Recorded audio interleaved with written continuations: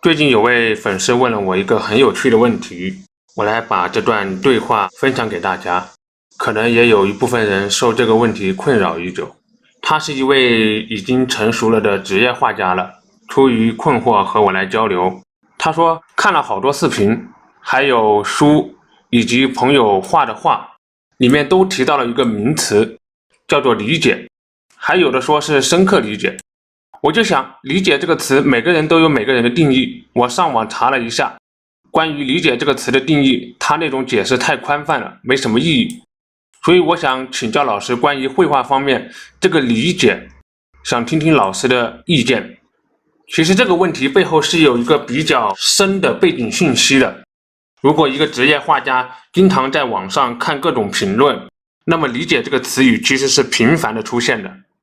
这背后还有一个隐含的背景信息，大部分职业画家在专心的画画，但是当他的画被各大文章刊载发表以后，里面的评论却不是画家本人能控制的了。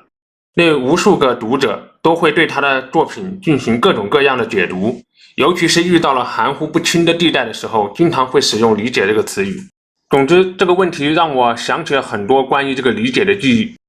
在如何阅读一本书里面，根据我自己的阅读理解，作者把看书这个事情实际上分成了3个境界。第一个境界是速读，完全弄清楚自己的需求，把这本书最重要的精华快速浏览，判断一下这本书是不是自己想要的，快速的去提炼知识。第二个境界是对比阅读，把相似内容的书籍拿过来分门别类的整体阅读，对比不同书籍中的不同观点和相同观点，以便获得对同一个内容的更全面的理解，从而找到这个内容里大家共识的核心理念。前面说的这2个境界都只适合于阅读知识型的书籍，不太适合于用来读小说。而读小说则要来到第3种境界，那便是完全的带入到作者的世界里，理解他为什么要这么写，感受他那种遣词造句背后的情绪体验，去感受另外一个人的世界，不做评判。这也正是21世纪后文学界对于小说的一个主流评判价值观之一，那就是认为一本好的小说在于反映了另外一种鲜活的生命。所以文学作品不应该用道德和价值观来判断，他认为这正是阅读的最高的快乐，摒弃了我执，因为自我的边界消解了，于是能够体验到更多人的世界。早些年我看到第3个境界的时候是觉得很难理解的，因为这个阶段的实操方法很少，全是一些看上去又空又大的概念，没有明确的判断标准，不像他之前的方法每个步骤都很清晰。那也是因为那个时候的我恰恰也处于他所说的那种我执之中，还在一个想要证明自我的年纪里。后面书看得多了，才慢慢的理解，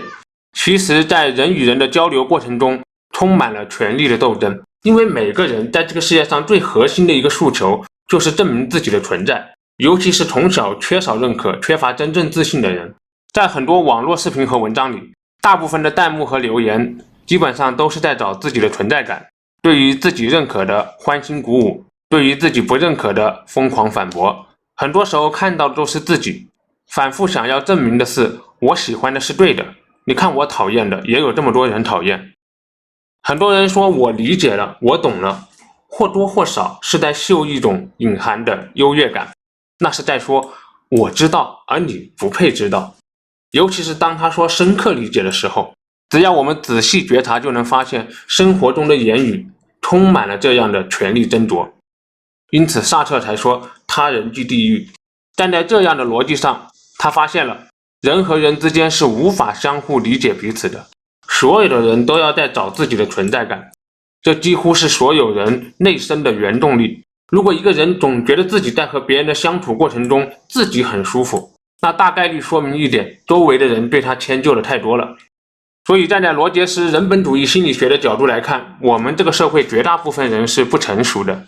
在成长过程中我们经历的各种缺陷、被否认、被评判，这些东西逐步的塑造了我们的心智。我们在评价的牢笼中丧失了话语权，始终活在一个社会要求的规范体系之中，就连我们使用的语言的这个文字也是不得不用的一种工具，它也是别人告诉我们的东西。在我们接受语言的过程中，也无形地接受了背后很多价值观体系的规训。我们在表达说话的时候，就暗含着我们祖先的群体无意识，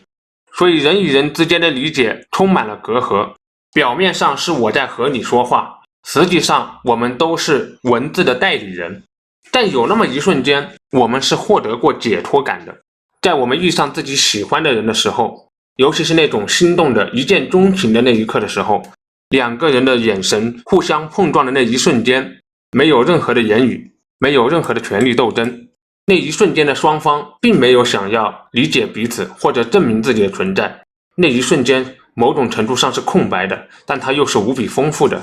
这就是我看见了。而这正是绘画这门艺术带给我们最珍贵的礼物。一个人只要诚实地描述他眼前所看到的东西，那么他就会收获一个过程，一种纯然的观察过程，纯粹的看，不使用批判。那个时候会非常的自由，非常的舒服。那是种无法言说的理解，某种程度上也是真正意义上的理解。虽然我必须得使用理解这个词语，但只要在绘画中进入过心流状态，安安静静地看着一个东西，画过一张画的人，必然能够知道这是一种什么样的体验。有的时候我们茶不思饭不想，只想画画，其他东西都顾不上了，也要画画。因为正是在这样的体验中，才有着所谓真正的自由。这里没有批判，只有看见。以上就是站在绘画的角度上对理解这个词语的解释，里面有很多偏颇的私人的想法，分享给大家作为一个参考。谢谢大家来提问交流，我是维维老师，一个喜欢回答、思考、分享绘画问题的人。如果你觉得这个视频有帮助，记得一键3连。我们下一期再见。